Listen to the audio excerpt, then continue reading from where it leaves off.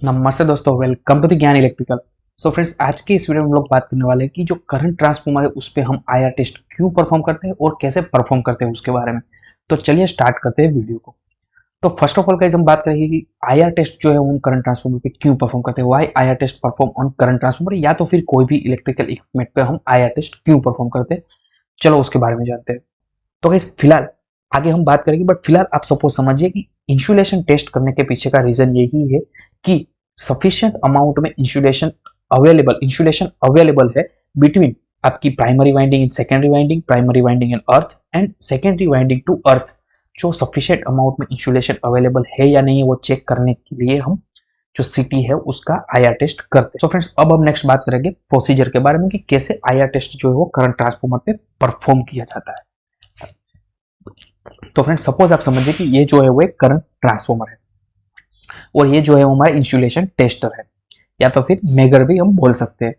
पहले हम कैसे क्या करेंगे कि जो पॉजिटिव प्रोब होगा मेगर का वो डायरेक्टली हम कनेक्ट कर देंगे प्राइमरी वाइंडिंग के साथ, और जो नेगेटिव प्रोब जो होगा हम डायरेक्टली कनेक्ट करेंगे अर्थ के साथ। दैट मीन्स गाइस क्या होगा कि ये जो कॉम्बिनेशन हुआ वो फेस टू अर्थ का कॉम्बिनेशन हुआ, यानी कि जैसे ही आप इस कनेक्शन ऐसा कनेक्शन करोगे और जैसे ही आप इंसुलेटर को, जैसे ही आप मेगर को ऑन करोगे और वोल्टेज प्रोवाइड करोगे, तो आपको ये मेगर है वो इंसुलेशन दिखा देगा कि कितना मेगा ओम या तो फिर कितना किलो ओम इंसुलेशन प्रेजेंट है प्राइमरी वाइंडिंग और अर्थ के बीच में।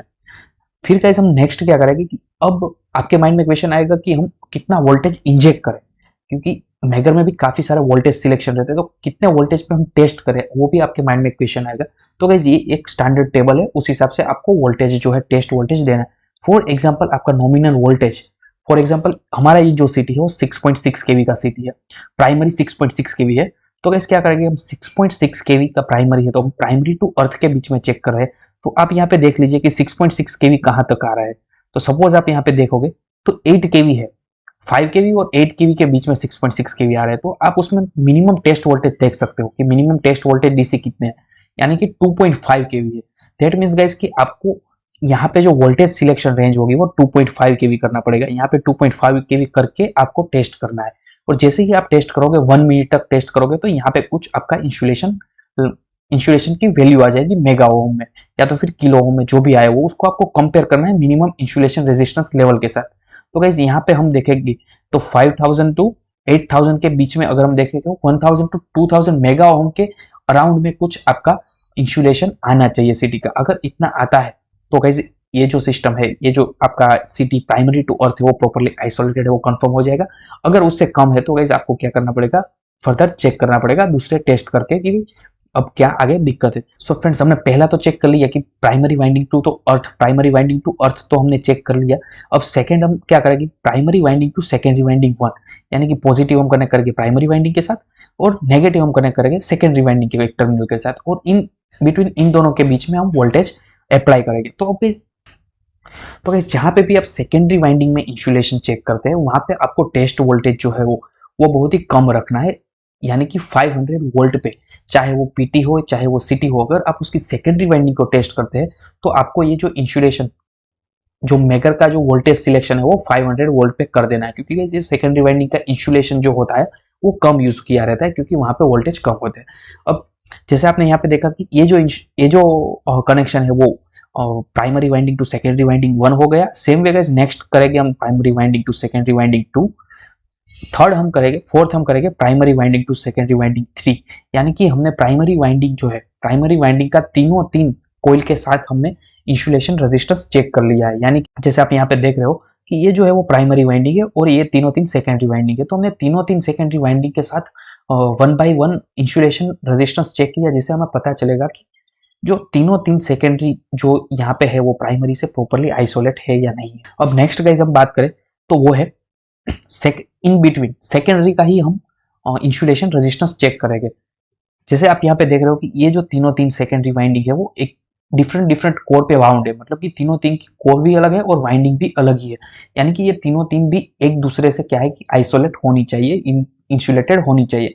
तो अब गाइस हम क्या करेंगे कि ये तीन जो सेकेंडरी वाइंडिंग है उनके बीच में हम रेजिस्टेंस लेंगे, आईआर रेजिस्टेंस लेंगे, इंसुलेशन रेजिस्टेंस लेंगे कि वो प्रॉपर्ली आइसोलेट है या नहीं। तो वो कैसे चेक करेंगे गाइस, चलो उसके बारे में देखते हैं। नेक्स्ट जो है वो है S1 और S2 यानी कि ये सेकेंडरी 1 और सेकेंडरी 2 के बीच में हम इंसुलेशन चेक करेंगे तो पॉजिटिव जो है वो हम कनेक्ट करेंगे S1 के साथ, नेगेटिव जो है वो हम करेंगे S2 के साथ, और जैसे ही हम टेस्ट वोल्टेज अप्लाई करेंगे तो कुछ वैल्यू आ जाएगी और उस वैल्यू के जो वैल्यू आएगी मेगा ओम या किलो ओम में उसे हम कंपेयर करके स्टैंडर्ड के साथ, और उससे हमें पता चलेगा कि वो प्रॉपरली एक दूसरे से आइसोलेट है या नहीं है। नेक्स्ट जो हम करेंगे S2 और S3 के बीच में, यानी कि सेकेंडरी वाइंडिंग 2 और सेकेंडरी वाइंडिंग 3 के बीच में हम IR टेस्ट करेंगे, और लास्ट हम करेंगे सेकेंडरी वाइंडिंग 1 और सेकेंडरी वाइंडिंग 3 के बीच में। यानी कि हमने क्या किया कि तीनों तीन जो कोयल है, ये तीनों तीन जो कोयल है उसको बारी बारी हमने इंसुलेशन चेक कर लिया कि तीनों तीन एक दूसरे से आइसोलेट है और उन तीनों तीन के बीच में सफिशिएंट अमाउंट में इंसुलेशन है या नहीं है, वो हमने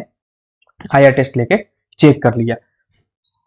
अब लास्ट हम बात करेंगे गाइस सेकेंडरी टू अर्थ, मतलब कि प्राइमरी टू अर्थ तो हमने पहले देख लिया, अब सेकेंडरी टू अर्थ भी हमें देखना पड़ेगा, क्योंकि जो सेकेंडरी वाइंडिंग में जो भी करंट प्रोड्यूस हुआ है, सेकेंडरी वाइंडिंग में जो भी करंट प्रोड्यूस हुआ है वो अर्थ नहीं हो जा रहा है। अगर वो अर्थ के साथ कहीं पे भी टच हो गया है तो क्या होगा कि इसका जो सेकेंडरी करंट इंड्यूस होता होगा वो डायरेक्टली अर्थ हो जाता होगा। तो ऐसा ना हो उसके लिए हम क्या करते हैं कि सेकेंडरी वाइंडिंग को भी चेक करते हैं कि भाई सेकेंडरी वाइंडिंग है वो भी ये अर्थिंग, जो अर्थिंग बोल्ट है वहां पे हम एक लगाएंगे, ये अर्थिंग प्लेट के साथ चेक कर लेंगे कि भाई जो ये जो तीनों तीन कोयल है वो अर्थ से सेपरेटेड है या नहीं है।